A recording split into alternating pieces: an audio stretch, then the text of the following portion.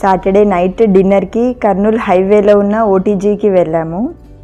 ఇక్కడ ఫుడ్ లోపల కానీ బయట కానీ టెర్రస్ పైన కానీ తినడానికి ఫెసిలిటీ ఉంది.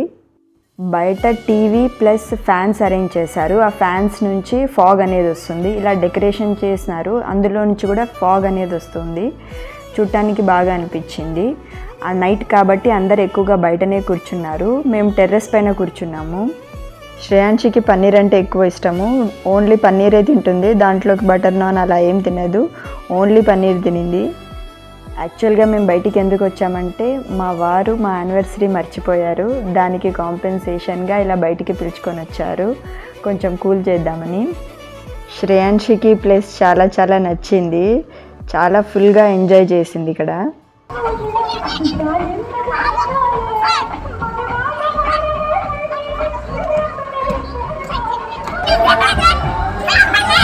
ఓటీజీ పక్కనే పిస్తా హౌస్ ఉన్నింది.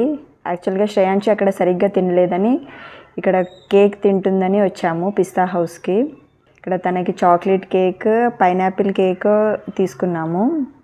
పిస్తా హౌస్కి వెళ్ళకుండా డైరెక్ట్గా ఇంటికి వెళ్ళింటే బాగుండేది. యాక్చువల్గా ఇక్కడ లేట్ అయిపోయింది. ఇంటికి వెళ్ళే లోపలే కరెక్ట్ స్టార్ట్ అయ్యే లోపలే వర్షం వచ్చేసింది. బైక్ పైన ఫుల్గా తడుచుకుంటూ ఇంటికి వెళ్ళాము.